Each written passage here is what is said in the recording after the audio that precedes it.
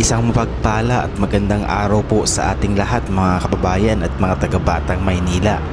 Nandito tayo ngayon sa Tondo, Maynila, dito sa kahabaan ng Honorio Lopez Boulevard. At meron lang tayong ipapakita sa inyo. First time ko rin lang makadaan sa lugar na to.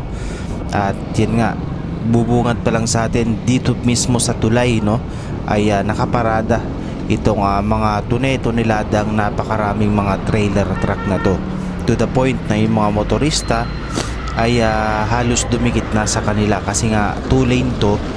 So yung halos 3/4 or kalahati nitong kalsada ay nasasakop na nila. So dito po yan sa kahabaan ng Honorio Lopez Boulevard. Yan, dito po yan sa Tondo, Maynila.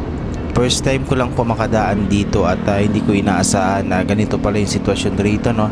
Medyo nakakatakot kasi nga halos yan, nakakadikit ka na dito sa mga trailer, sa container truck na to, and at the same time yung kalsada, no. Tapos nakakasabayan pa itong mga malalaking trailer truck din na ito dito sa kalsada. So para ka na nga isang burger dito kapag ka nayupi ka, no. Pagka naipit ka, burger ka talaga dito. Talagang magiging isa kang giniling dito. Kaya nakakatakot po.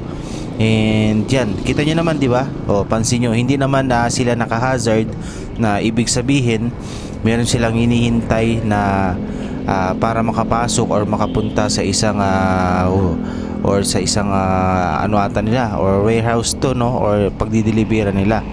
Mga talaga sila dito, mga nakapark sila dito sa bahaging ito. Ang delikado pa nito kapag bumukas yung pinto, sa pool talaga ang mukha mo. Ayan, so I don't know bakit ganito, bakit sila dito nakapark. Kapag sobrang delikado nito para sa mga motorista, yan, katulad nyo, no, di ba? O kung yung jeep na to ay talagang hindi marunong at walang pakialam sa paligid, kahit na may kasabayang siklista or motorista rito, talagang magiging burger ka dito. Yung bahagi po pala na ito ay Honorio Lopez Boulevard, at kapag dinare-diretso naman po ay ito naman yung Juan Luna Street.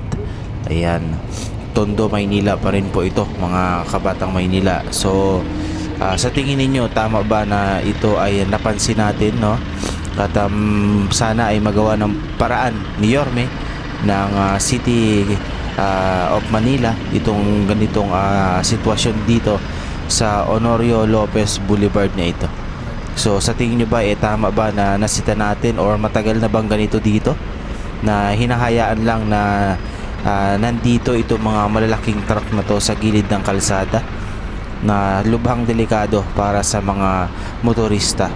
Tapos kanina, no, unang-una pa lang napansin natin yung napakabigat na mga trailer na to ay nasa mismong tulay pa, no. Baka hindi rin kayanin ng ganung kabigat na yon, yung tulay na yon, no, baka bumigay. So hopefully sana po ay mabigyang action to ng City of Manila, ni Mayor Isko. Alam ko gagawa niya ng paraan ito. Yan, yun lamang po, at maraming salamat mga kababayan. At malapit na tayo dito sa may Juan Luna Street. Yan, maging dito sa part na to, no, di ba, napaka delikado, no, ang daming sasakyan, ang lalaki, no. So hopefully po ay ma-actionan agad ito para syempre hindi na mag-cause pa ng aksidente at wala nang ma-aksidente pa sa bahaging ito. Yun lamang po, at maraming salamat mga kabayan. Enjoy the rides natin dito sa bahagi na to ng Tondo, Maynila. Ayan, so sarap lang mag-bike kasi nalilibot natin, nakikita natin yung mga iba't ibang bahagi dito sa Maynila na mahirap nang puntahan, na malayo na, no. Kaya yun naman po, at maraming salamat mga kabayan, and God bless. Ayan, God first.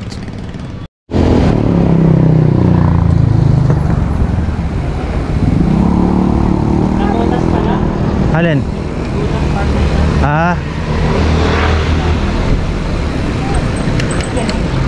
Tara, dito tayo. May nakalagay pang lungsod eh. Sarap mag-game.